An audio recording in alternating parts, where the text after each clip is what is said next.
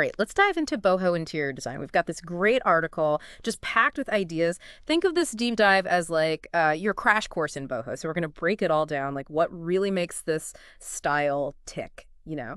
Hmm. See how we can like bring it to life in our own spaces, even if they're like, on the smaller side. I think one of the coolest things about boho design is that it goes way beyond just like how things look. It's Hmm. really about like this whole trend towards spaces that are super personal, Yeah. like they really reflect the person who lives there. Yeah, yeah. No, I love that. It's like your home becomes like an extension of your personality. So speaking of expressing yourself, this article talks about layering textures and patterns. Like picture this, right? Woven rugs, and then like a mountain of colorful pillows on top, maybe even a macrame wall hanging, just for good measure. Yeah. It's like you're kind of creating this whole sensory experience, but it's not just about, what you see. Texture adds another dimension to the room. Like think about sinking your feet into a super plush rug or running your hand over a chunky knit throw. It just brings this like layer of comfort and warmth Yeah. that you don't even realize is happening. It makes a room feel so inviting. Okay, so are you ready for this? This article is all about bringing nature into your space. Plants, and more plants, and then all these natural materials, wicker, rattan, anything's going to bring the outdoors Yeah, AN. it's not just about like making things pretty. Right. There's this whole field called biophilic design. And it's all about how, like, humans have this need to connect with nature. Research even shows that bringing nature into your home can, like, reduce your stress, improve your mood, and it might even boost your creativity. Wow. So we're not just like, making our spaces stylish. We're making them like sanctuaries. Oh, and this article has this tip about using plant stands. They add some visual interest, but they're also like a sneaky way to add plants without using up all your floor space. Oh, yeah, that's great for smaller homes. Yeah. Now let's talk about like bringing the world into your home through your decor. They're talking about using global inspired pieces like souvenirs you've picked up from your travels. And they each tell a story, which adds another layer to your space. Yeah. Imagine being surrounded by all these objects, and each one, like, transports you back to that amazing market in Marrakech or that, like, peaceful temple in Kyoto.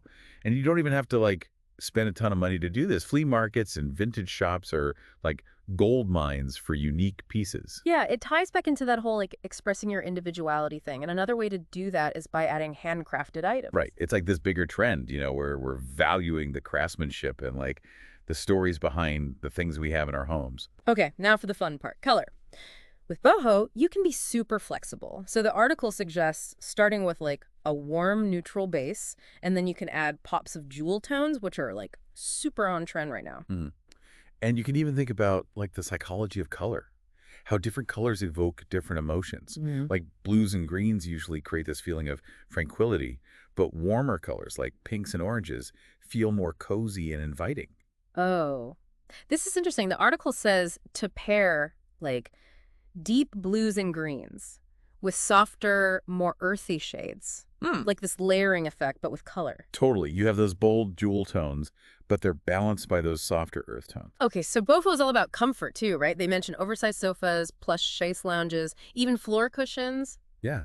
It's part of this shift we're seeing towards, like, more informal living spaces. Not about being so formal anymore. It's about creating a space that feels really welcoming, where you can just, like, relax and be yourself. I love that. And for people with smaller spaces, the article suggests using low-profile furniture. Oh, yeah.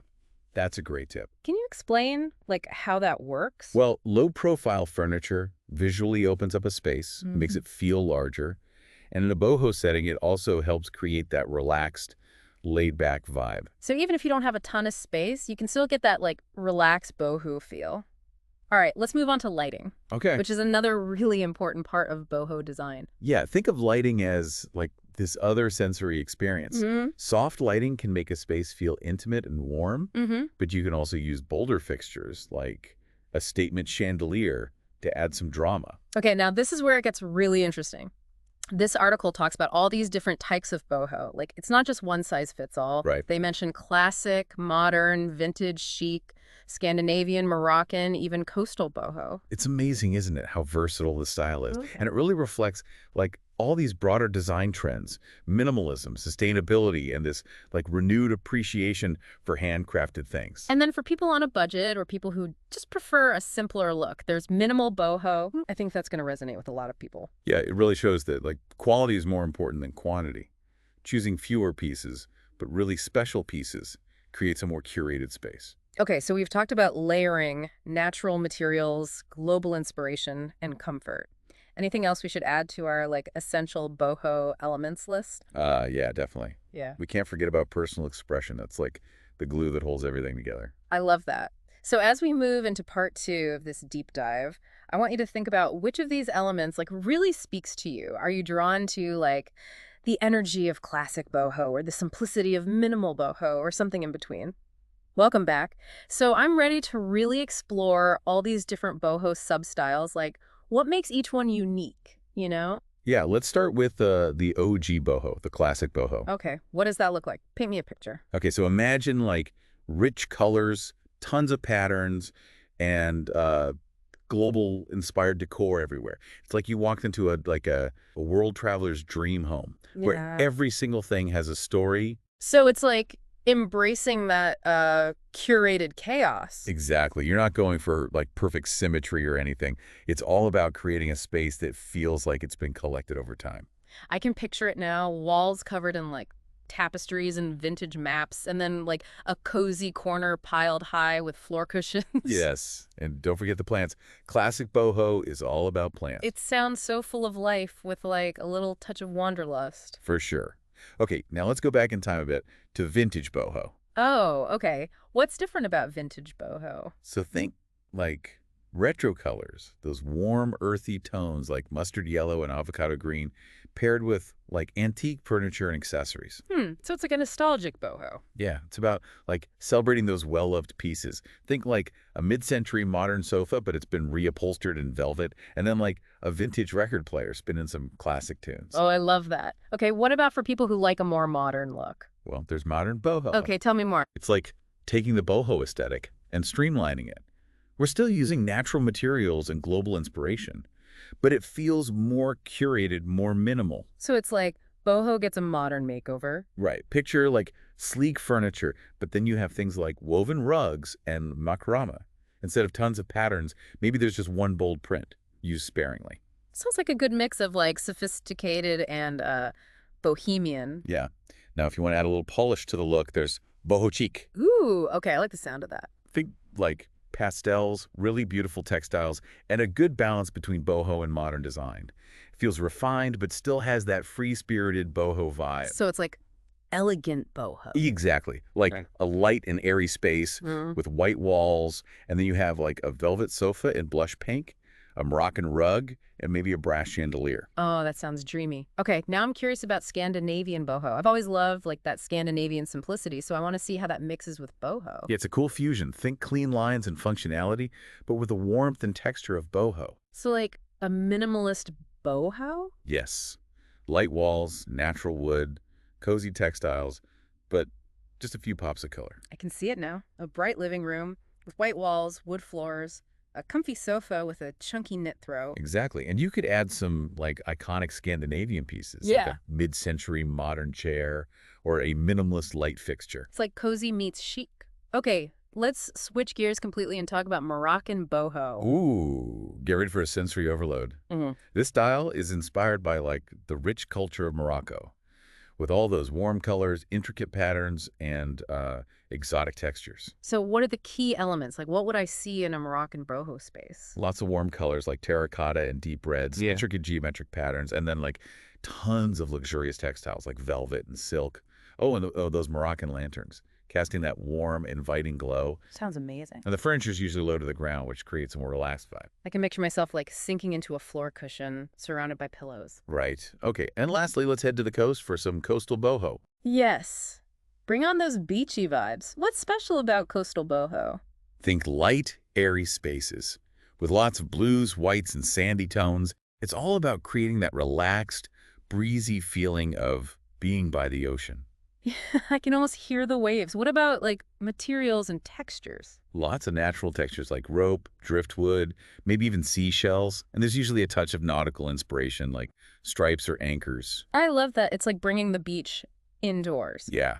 So with all these different substyles, it might feel a little overwhelming. Yeah, like where do you even start? How do you choose which boho is right for you? I think the best way is to just like think about what speaks to you. What colors and textures do you love? What kind of vibe are you going for? And do you have to stick to just one substyle or can you mix and match? Oh, you can totally mix and match. Boho is all about expressing yourself, so there's no rules. Maybe you love Moroccan boho, but you prefer a more minimalist look. You can combine those elements to create something that's unique to you. I love that. Okay, I want to go back to minimal boho for a sec because I think a lot of people are going to be drawn to that, especially if they have smaller spaces. Yeah, minimal boho is great because it lets you enjoy the core elements of boho, but in a more intentional way. It's about choosing just a few really high-quality pieces. So instead of having a ton of stuff, you're really thinking about each piece you bring in. Right. So imagine a calm space with neutral colors and natural textures like wood and linen, and then just a few, like, statement pieces, maybe a vintage rug or piece of art. It's simple, but still stylish. And remember, texture is still important in minimal boho. We're just using it more subtly, like natural materials, woven baskets, and maybe a couple plants. So it's not about sacrificing style, it's about finding beauty in simplicity. Exactly. Okay, so we've covered a lot today, from classic boho to minimal boho and everything in between. Now, as we go to the last part of our deep dive, I want you to think about which substyle really stood out to you and what elements you might want to try in your own home. All right, welcome back to our boho deep dive. Hopefully you're feeling inspired to like boho-fy your space. We've covered a lot, but before we wrap up, let's talk about some common mistakes people make with boho and maybe give some tips for creating a space that, feels authentic. Okay, so one of the biggest mistakes I see is like people going overboard. It's easy to get carried away with all the, textures and patterns and global finds. Yeah. But remember, balance is key. Too much of a good thing can end up feeling kind of chaotic. Yeah. Yeah, totally. It's like that saying, too many cooks spoil the broth. I know I've definitely been there, where I get excited and just start adding things, and then suddenly my space looks less like, stylish and more like a hoarder's paradise. Right. So it helps to start with a vision. Ask yourself, what kind of feeling do I want to create in this space? Yeah. Once you have that figured out, it's easier to choose pieces that, like, actually fit. That's a good point. And speaking of choosing pieces, I love the idea of incorporating things from your travels. But sometimes it's hard to make those pieces work together, especially if they're from like different cultures or styles. Yeah, I get that. It's all about finding those little connections, those common threads. Look for similarities in, like, color or texture or pattern. Maybe you have a textile from India and a mask from Africa, but they both have those same warm earth tones. By highlighting those shared elements, you can make it all feel more cohesive. It's like you're creating a conversation between the objects. And that brings me to another important thing about boho, embracing imperfection. You don't need everything to be like perfectly matched or symmetrical. Right. A little quirkiness can add so much personality. Exactly. Boho's all about celebrating individuality and like the beauty of the imperfect. It's about mixing and matching different styles and textures. So basically with boho, it's about finding that balance between like curated and collected. Choose your pieces carefully, focus on quality, and don't be afraid to let your personality shine through. And remember, boho is more than just a design style. It's a way of life. It's Yeah. about creativity, individuality, and connecting with nature. It's about creating a space that feels like you. Couldn't said it better myself. So we've reached the end of our boho deep dive. I hope you're leaving feeling inspired and ready to like unleash your inner bohemian. Happy decorating, everyone.